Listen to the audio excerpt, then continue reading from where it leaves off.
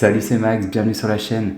Alors je sais pas si tu es au courant, mais tout récemment, Warren Buffett a dévoilé les entreprises dans lesquelles il avait investi durant le deuxième trimestre 2024. Et parmi ces entreprises, justement, figure Ulta Beauty. Donc si tu la connais pas, en gros, c'est une entreprise américaine qui est spécialisée dans la vente de produits de beauté, cosmétiques, etc. Et donc, instantanément, suite à l'annonce de Warren Buffett, l'action de l'entreprise a pris plus de 10%.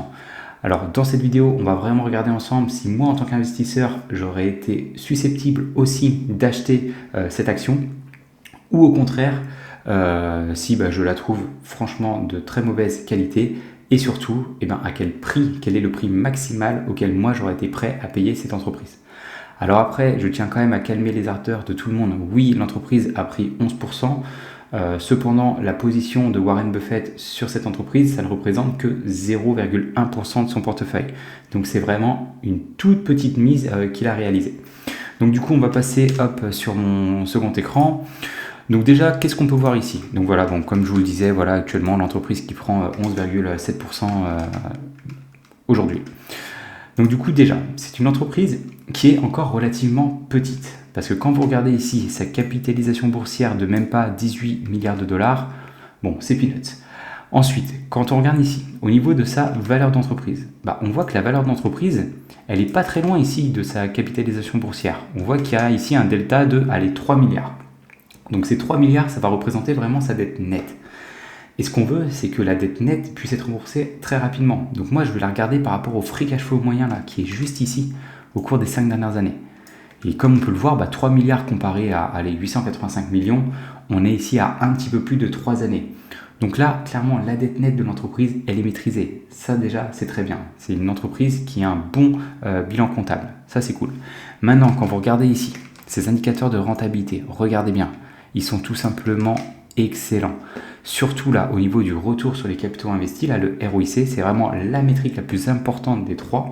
Donc cette métrique va prendre en compte à la fois les capitaux apportés par les actionnaires, mais aussi tous les capitaux qui sont issus de la dette. Et quand vous avez ici, par exemple, cette année, un ROIC de quasiment 29%, ça m'indique tout simplement que l'entreprise possède déjà une sorte de moat, donc cet avantage concurrentiel, donc vis-à-vis de ses pairs, et qu'en plus, que l'entreprise n'a pas besoin en fait d'investir beaucoup d'argent pour récupérer, pour faire croître en fait ses bénéfices. Et quand on voit ici un ROIC de 29, ça veut tout simplement dire que quand l'entreprise injecte 1 euro, elle va en récupérer 29 centimes. Ce qui est tout simplement énorme. Il n'y a pas beaucoup d'entreprises qui ont un ROIC aussi important que cela. Après, malheureusement, si tu es amateur de dividendes, actuellement, l'entreprise n'en verse pas. Donc voilà, ça c'est dit. Regardez ici, actuellement, le prix de cette dernière. On a ici un prix sur le free cash flow là, qui tourne aux alentours des 20, que ce soit cette année ou au cours des 5 dernières années. Et si on regarde ici le PER, qui lui tourne pareil, quasiment à 20 pour les 5 dernières années, mais cette année pour le PER, on est à 14.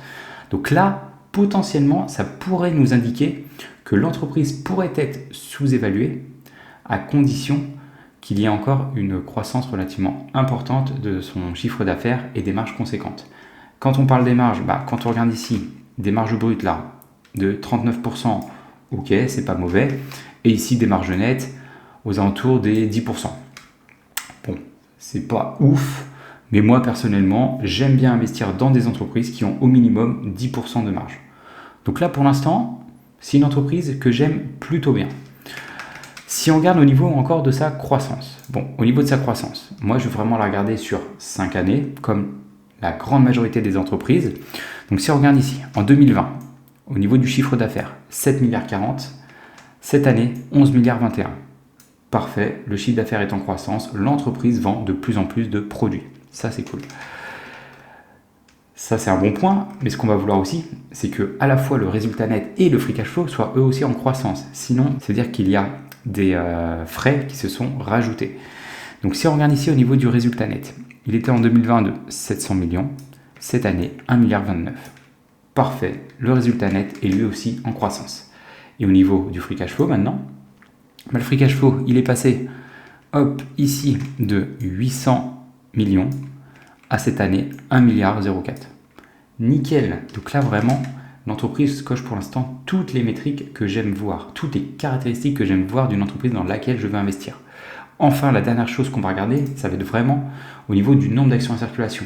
Parce que si l'entreprise en fait émet énormément d'actions, bah, toi en tant qu'actionnaire, tu vas être dilué. Et c'est pas ce qu'on veut. On veut que toi, ta part dans l'entreprise soit stable dans le temps ou au mieux, qu'elle grossisse. Et donc pour ça, il faut que l'entreprise rachète régulièrement ses actions. Mais il ne faut pas qu'elle la rachète à n'importe quel prix. Il faut qu'elle l'achète quand le prix de l'entreprise, le prix de l'action est sous-évalué. Donc si on regarde ici, au niveau du nombre d'actions en circulation, on était en 2020 là à 58 millions, cette année 49 millions. Là c'est nickel, l'entreprise rachète ses actions. Donc toi, si tu investis dans cette entreprise, tu n'es pas dilué et au contraire, tu as une part plus importante des bénéfices d'année en année. Maintenant, la question à se poser, c'est ces achats-là, tout ceci-là qu'ils ont été effectués, est-ce qu'ils ont été réalisés au bon prix? Ça va être la bonne question. Parce qu'une entreprise qui rachète ses actions quand vous avez, des PER par exemple de 50, au final, c'est une mauvaise utilisation des capitaux de l'entreprise. Donc il est très important que l'entreprise rachète ses actions quand vraiment les indicateurs de valorisation sont relativement faibles. Donc là, voilà, à première vue, Ulta Beauty, c'est une entreprise dans laquelle moi j'ai envie d'investir. Maintenant, comme tout investissement, peu importe à quel point l'entreprise est de bonne qualité, vous ne pouvez pas l'acheter à n'importe quel prix. Si vous achetez une entreprise alors qu'elle est trop surévaluée, dans ce cas-là, vous ne pourrez jamais avoir de bons rendements. Donc déjà, on va regarder dans un premier temps, on va se faire une estimation de qu'est-ce que pensent les analystes pour les prochaines années. Donc déjà, ils s'attendent au niveau du bénéfice par action à une croissance, passant ici de 26 $ par action à 43 $ par action. Ok, donc pas forcément une croissance exceptionnelle, comme on peut le voir, là on doit être aux alentours des 10% annualisés, mais c'est pas mal quand même. Et maintenant, au niveau de la croissance du chiffre d'affaires, donc on passerait de 11,4 milliards à 15,3 milliards. Ok, donc là voilà, des croissances qui tournent aux alentours des 5 à 6%. Donc maintenant, moi je veux vraiment utiliser l'outil qui va me permettre de savoir à quel prix maximal je vais pouvoir acheter cette entreprise. Juste avant, si tu n'es pas abonné à notre chaîne, je t'invite à le faire. Tu seras notifié des prochaines vidéos que nous sortirons. Et en plus, ça permet de nous soutenir. Donc, maintenant, tu le sais, tu commences à me connaître. Moi, toujours des estimations sur 10 années. Pourquoi ? J'estime que c'est un bon compromis. Je suis un investisseur long terme. Donc, je ne vais pas mettre des années d'analyse de 1, 2, 3 ans. Parce que non, moi, mon but, c'est d'acheter une entreprise et de la conserver le plus longtemps possible. Mais je ne peux pas me permettre non plus, en fait, de mettre, par exemple, 20 ans. Bon, là, je pourrais même mettre plus, mais pas sur ce site. Parce qu'en fait, plus mes années d'analyse vont être élevées, moins mes estimations auront de chances d'arriver. Parce que personne ne peut prédire le futur. Donc prédire ce qui va se passer, on va dire l'année prochaine, c'est beaucoup plus simple que de prédire ce qui va se passer dans 10 ans. Et prédire ce qui va se passer dans 10 ans, c'est beaucoup plus simple que de prédire ce qui va se passer dans 20 ans. Donc c'est pour cette raison que moi j'estime que 10 années, ça reste un bon compromis. Ensuite, toujours pareil, 3 types d'estimations. Des estimations, on va dire plutôt pessimistes, réalistes et optimistes. Donc maintenant, au niveau ici de la croissance du chiffre d'affaires. Donc, comme on le voyait, les analystes s'attendent à une croissance entre 5 et 6%. Donc moi, je vais mettre 3, 5 et 7. Maintenant, au niveau des marges. Bon, là, on voit que les marges, ils étaient aux alentours des 10% cette année, au cours des 5 et 10 dernières années, pardon. Et cette année, elles ont augmenté à 11. Donc moi, je vais partir sur du, 10, 11 et 12. Maintenant, au niveau des marges sur le free cash flow, on voit ici qu'elles sont un peu plus faibles que les marges nettes. Donc, je vais être un peu plus conservateur. Je vais partir sur du 9, 10,5 et 12. Ensuite, au niveau du PER et du PCF. Donc ça, c'est vraiment le PER et PCF qu'on pense que l'entreprise aura à l'issue ici de nos 10 années. Donc c'est la valorisation que j'estime que l'entreprise mérite dans 10 ans. Moi, pour faire simple, comment je peux choisir ces PER ? Bon, il y en a, qu'est-ce qu'ils feraient ? Ils regarderaient tout bêtement le PER de cette année et ils se diraient, je vais mettre plus ou moins pareil. Ils feraient par exemple 13, 14, 15, et là ils mettraient, 18, 19 et 20. Sauf que ça, c'est faire un peu n'importe quoi. En gros, moi ce que je fais, c'est je pars du principe que un indice de référence, comme par exemple le S&P 500, c'est un PER PCF moyen qui va être compris entre 15 et 16. Et moi, je vais ajuster en fait cette métrique en fonction déjà de 2 indicateurs. Le premier, c'est est-ce qu'il y a une forte croissance du chiffre d'affaires? Bon, là, des croissances entre 3 et 7%, c'est pas exceptionnel. Donc on ne peut pas dire que l'entreprise mérite son premium là-dessus. Maintenant, la seconde question à se poser, c'est est-ce qu'il y a un fort retour sur les capitaux investis qui nous indique cet avantage concurrentiel, donc cette douve de protection? Là, quand vous avez ici un ROIC là, de 21 au cours des 10 dernières années, de 23 au cours des 5 dernières années, et qui est monté quasiment à 29 cette année, donc un ROIC qui est en croissance d'année en année, est très conséquent, là, oui, clairement, l'entreprise mérite son premium. Et en plus, comme on l'a vu avant, l'entreprise coche toutes mes métriques. Donc moi, j'estime que Ulta Beauty, c'est une entreprise qui mérite mieux que 15 ou 16 de PER. Donc je pense que c'est une entreprise, moi je vais partir au minimum sur du 17, 19 et 21. Je suis peut-être même trop conservateur. Non, je vais même mettre du 18, 20, 22. 2, 18, 20, 22. Et maintenant, au niveau du rendement que l'on souhaite. Pour l'instant, on va faire juste du 9%. Le 9%, c'est quoi? C'est plus ou moins en fait la valeur intrinsèque de l'entreprise. C'est si l'entreprise, on voulait avoir les mêmes rendements qu'un indice, et du coup, on se mettrait 9% de rendement. Et si j'analyse, ça me donnerait ces chiffres. Donc actuellement, moi je ne veux pas me fier trop sur les marges nettes. Je me fie bien plus aux marges sur le free cash flow. Comme je vous le dis souvent, les marges nettes, c'est une métrique qui est facilement manipulable par les experts comptables. Là où le free cash flow, c'est un peu plus compliqué. Et vraiment, le free cash flow, en fait, c'est réellement l'argent que gagne l'entreprise sur une période donnée. Donc, je vais vraiment me focaliser, moi, sur ces 3 indicateurs ici.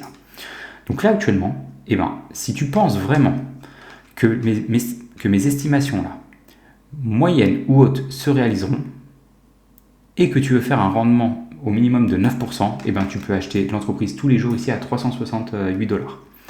Il y a juste pour les estimations faibles où actuellement il faudrait attendre qu'elle chute à 358 $ pour faire 9% de rendement. Cependant, moi je ne te conseille mais pas du tout de mettre uniquement 9% de rendement parce que tu prends trop de risques. Si ces estimations-là ne se produisent pas dans le futur et sont moins bonnes, ça veut dire que toi, sur du long terme, tu feras moins bien qu'un indice de référence. Et donc, si tu fais moins bien qu'un indice de référence, ça ne sert à rien d'investir dans une entreprise individuelle parce que tu prends beaucoup plus de risques pour des rendements qui sont bien plus faibles. Donc, du coup, moi, je suis obligé de me mettre ce qu'on appelle une marge de sécurité. Et donc, pour ce faire, je vais mettre au minimum ici du 12, du 13,5 et du 15. Ça, après, c'est à vous de mettre les chiffres que vous voulez en fonction de votre tolérance. Et si j'analyse, ça me donne ces résultats. Comme on peut le voir ici, l'entreprise Ulta Beauty, si tu penses que les estimations moyennes et hautes se réaliseront, tu peux l'acheter tous les jours. Tu réaliserais même un rendement de quasiment 14% pour les estimations moyennes et de quasiment 19% pour les estimations hautes. En revanche, si tu penses vraiment que les estimations basses se réaliseront et que tu souhaites réaliser 12% de rendement, dans ce cas-là, il va falloir attendre qu'elle chute à 291 $. Donc moi personnellement, Ulta Beauty, c'est une entreprise que j'affectionne. Après, le seul petit bémol que je vois actuellement, c'est quand je vois les marges sur le free cash flow que j'ai mis actuellement. C'est des marges sur le free cash flow que l'entreprise n'a pas réussi à réaliser. Donc moi, je ne mettrai pas personnellement dans ma watchlist l'entreprise à 377 $. Je pense que c'est même peut-être un peu trop évalué. Si je me fie plus ici aux marges qui tournaient aux alentours des 10%, si je suis un peu plus conservateur, je mets, on va dire, aller du 9, 10 ici et 11, ça fait ici 360 $. Donc moi, je vais me fixer un prix aux alentours des 350. Et si l'entreprise chute en dessous de ces 350 $, il y a de grandes chances que je rentre en position. Donc voilà, c'était Maxime. J'espère que tu as apprécié cette vidéo. N'hésite pas toi à me dire dans les commentaires si tu aimes ou pas cette entreprise. Est-ce que tu la possèdes déjà en portefeuille et surtout à quel prix tu serais prêt à l'acheter. Dans tous les cas, on se retrouve dans une prochaine vidéo. Ciao.